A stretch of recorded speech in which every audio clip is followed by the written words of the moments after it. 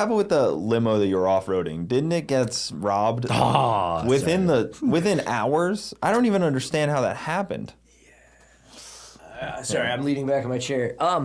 So that one, we'll go the short and simple part of that. We came around mile marker 63 at... Well, that was what race? Oh, sorry. So we were at the Mint 400. It was round 2. We showed up the first year. In a lifted off-road... So, excuse me, I need to go back the year before. At the time, not my girlfriend, we'd been hanging out. We got the wild hair that we wanted to race off-road, and I say, yes, I will do this with you. She sends it too. Yeah, she's gnarly. She's a drifter. She's arguably a better driver unless it's a piece of crap car. Then I'm a way better driver. Anyway, going too far into that. But no, to that point, she says, I went to the Mint 400 in 2020. It seems like it's really cool. I'd love to race off-road. Like, what do you think? Would you would you want to team up and try this out? And I go, it could be a lot of fun, but if we do it my way. And she goes, well, what does that mean? I go, we do it in a limo. So she didn't know that. She didn't pick up on it was a limo. She's like, I should have figured. So made some phone calls and actually found a limo that was mildly built. We just needed to get it across the finish line.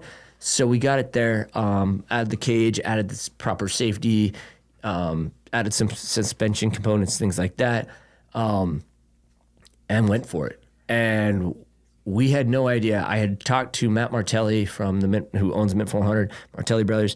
I go, is there a class for it? He goes, yes. Kind of like a long question. You tailed off and ended in a question mark. And I'm like, so he's like, yeah, you're in. This is what the car needs. Go do that. So we got the car to pass tech, and we started. And we were in experimental class. We had one other guy that was supposed to be in that class with us. He had to drop out due to some personal reasons. And to that point, all we had to do was finish. We had to finish the race, we win. He said a guy tried it in a limo back in the 70s. He made it 5 miles in, and his car broke in half, which makes sense with a long wheelbase. And most limos are like welded together at the seam. They're pretty sketchy. And not well.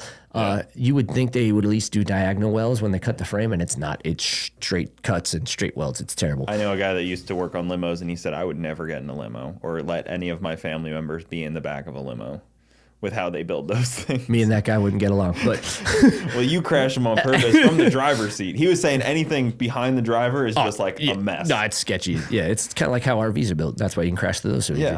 But to that point, so we start down Mint 400, 8 miles in, we find a crack in our radiator. Not the end of the day, but not a good day. Was that like a Crown Vic based deal? It's a 4.6. Okay, yep. So it was like a Panther chassis nothing, limo.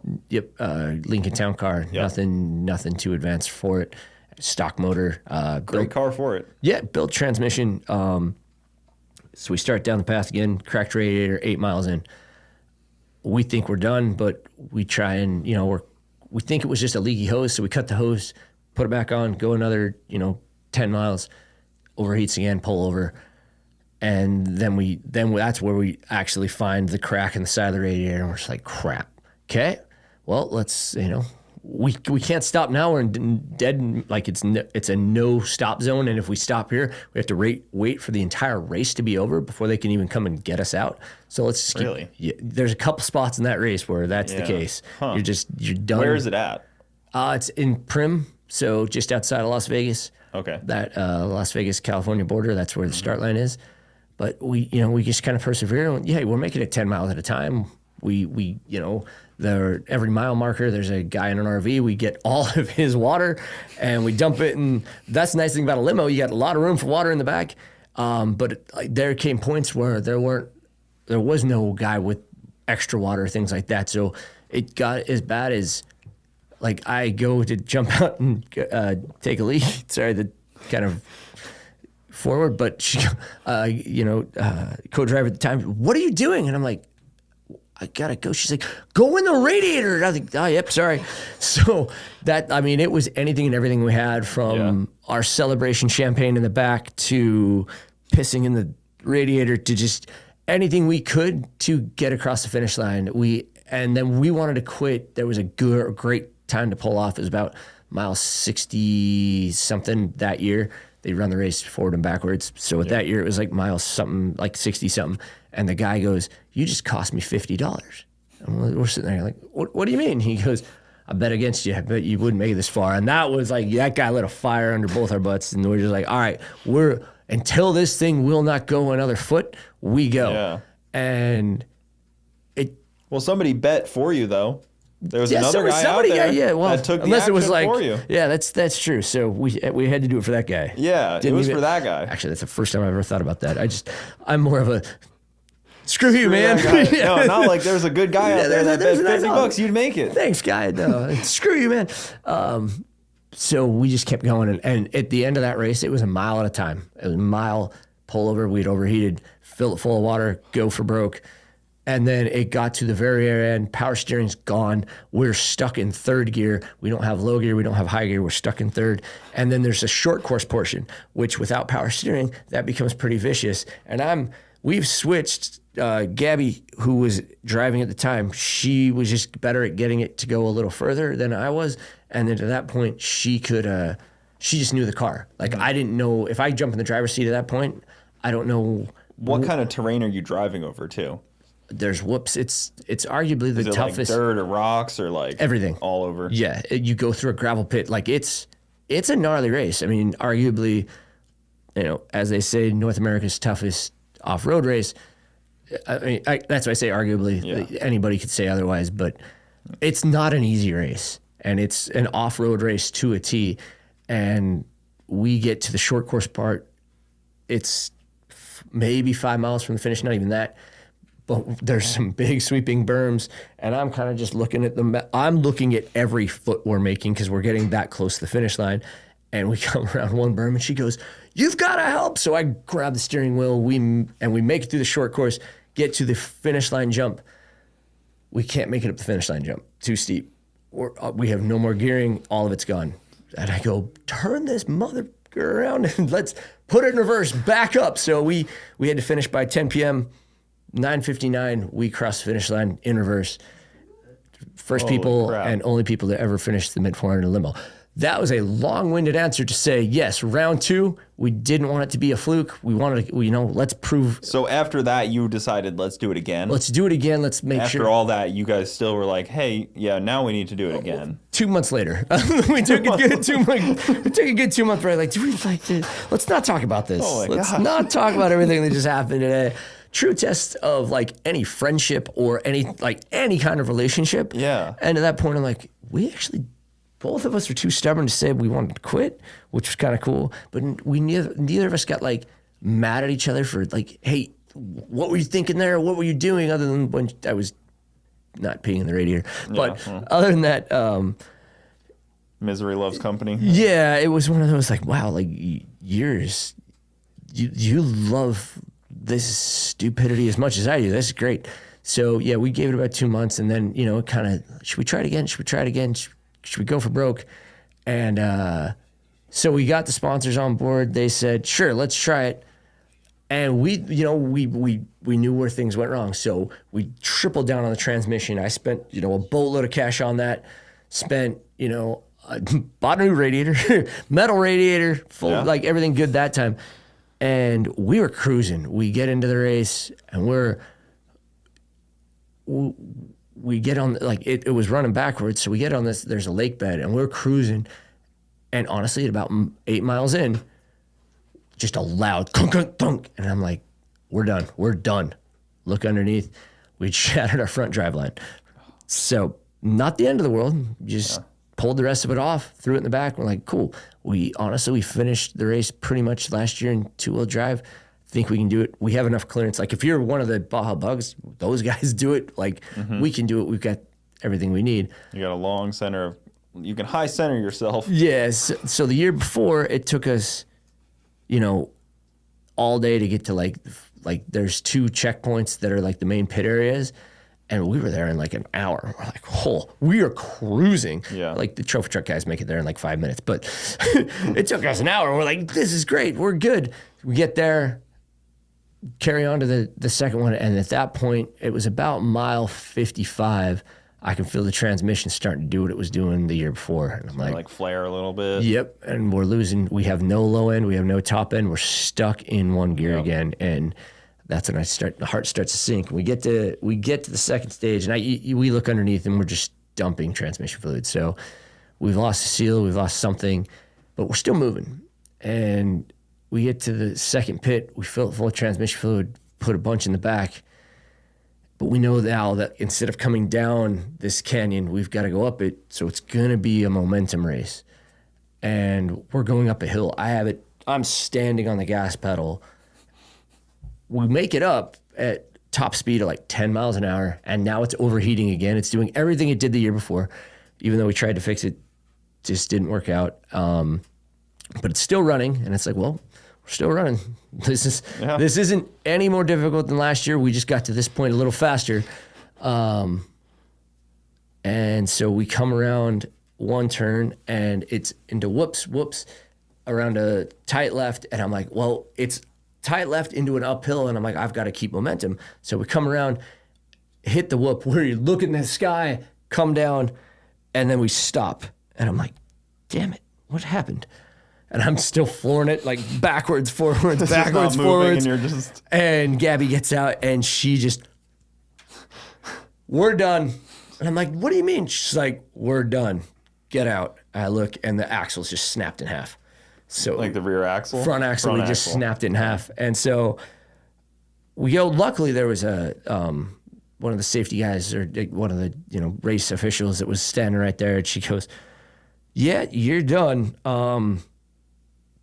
I'm here all night. I'll watch it. You're good. The big trucks come through tomorrow, so you want to just leave it here? We'll come get it after the race. Left it there. Everything was fine that night.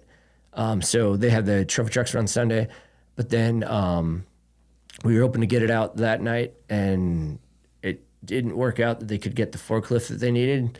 And they're like, oh, we'll have, it should be fine.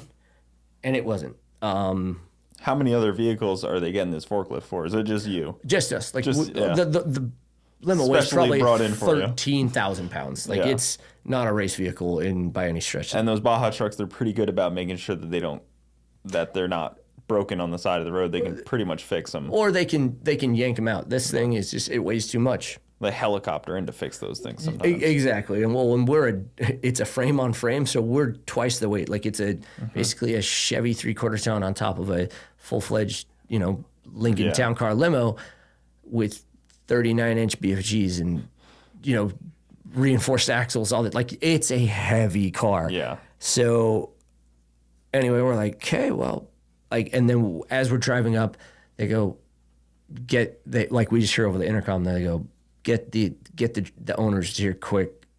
It's bad. So you're coming back to get it 2 days later?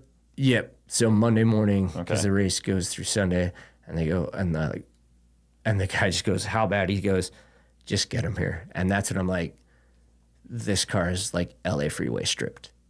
And sure enough, everything was gone. And how far are you from anything though? Aren't you? They call this section of the course Dead Man's Land. So we're 63 miles in. There's a couple of dirt roads that you can get there a little bit quicker, but there's nothing around. Like I had no idea that the roads out even existed. So it's a road calm enough to get a giant front end loader in, but it took us 4 hours to do this just because it was slow. All that. And anyway, we get there, and Gabby broke down in tears. I was just scratching my head thinking, who thinks that this is theirs? Like it's it's not easy to go off-road racing. It costs an exorbitant amount of money, even if it's in a stupid car. It's not cheap. Tires, wheels, seats, radios, and then you pay the pit crew and everything on top of that. And all of that to just be taken was just heartbreaking. We were defeated at that point. They, the guys, the safety guys were good. They helped us out, got it on the trailer, and just kind of said, don't know what to tell you right now. The how is crazy too. Like, how did they manage that so? It's one of those effectively. they had to know because they took pieces that you wouldn't know to take unless you're an off-road guy. Yeah. Our Atlas transfer case gone, like that kind of stuff where you're like, yeah. Not just the wheels and tires. not like just the wheels and tires and everything but, in it. Yeah, but like that kind of stuff where you're like, you pulled out an Atlas transfer case in the desert, clean, like. And you took the mini drive line that you can't just buy it, like that has to be custom. Like they knew. Anyway, long story long there, and we can finish up with that. The off-road community came together so strong. Yeah, there were those that were like, should have stayed with the car. Well, we didn't know. Yeah. I'm not an off-road racer. We're two idiots that don't really know what they're doing, trying to do something that never been done before twice. But to be honest, like the rest of the off-road community came together and just genuinely, kind of poured out their hearts, and it was cool. Every sponsor was like, whatever you need, you've got it back. Yeah. We want to see this car do it again. We're now taking a big, big breath in. Actually, Gabby's down to Baja 1000, so this may revigorate her to like do it again. I'm like, I will show up. I'd love to see the car roll again. I don't know if I want to go and tempt fate for the third time, but I'll never say never. And if there's somebody that twists my arm hard enough to say that just try your dumb idea one more time, I'll probably do it. Yeah, I'd like to see it done a little bit. That was a cool deal. I liked watching along as you guys were doing that, and it was heartbreaking when I saw the post a couple days later of like everything just stripped off of it, man. Such a bummer. Well, I know you got to get out of here, so we're going to end it off here. How can people find you? How can they support what you're doing? How can you plug yourself, get some subscribers, some followers? Any way you can promote yourself right now.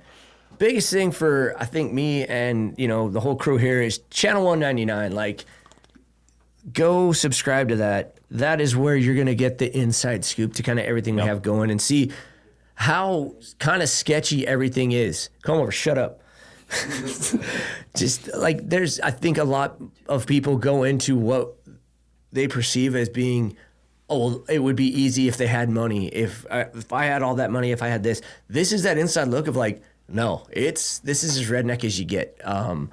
Somebody made the comment is like, oh, if I wish I could do this for full time, or if I had this much money, it would be easy. And I'm like, you mean, so this should be really difficult for me living paycheck to paycheck, because that's just not the case. But to that point, like Channel 189 is that good inside look, a longer format of like all the back and forth that we have, we have a great time as friends, and hopefully, that kind of camaraderie can be, we just like widen that circle a little bit.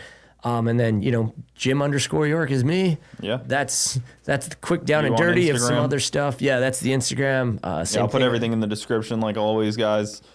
Definitely go check it out. I mean, we talked about all these stunts, but you don't really grasp it until you see it in person or in video, in person, wherever you can see it. I'm sure you post about when stuff's coming up. But, dude, thanks for coming on. That was a blast. Thanks for having me. And, short notice, but usually the best notice for me. So that's all we needed. Be there in 10 minutes. Here we are. Guys, thank you for tuning in to the Bogetti Clips YouTube channel. For the full podcast, check us out on Bogetti Studios YouTube and all your audio platforms. Also, hit that subscribe button to not miss out on any of the new Bogetti clips coming up.